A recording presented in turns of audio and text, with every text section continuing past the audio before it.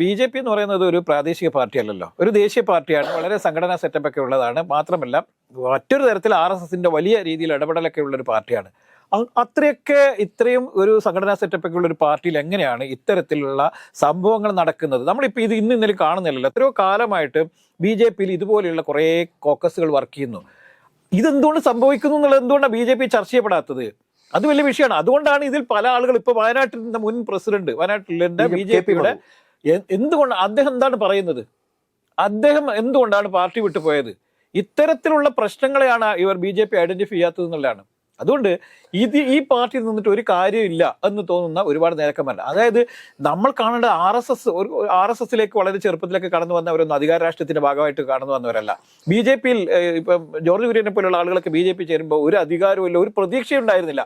അത്തരത്തിൽ കടന്നു വന്ന നിരവധിയായ ആളുകൾ ഈ പാർട്ടിയിൽ ഇപ്പോഴും അനാഥരായിരിക്കുന്നുണ്ട്.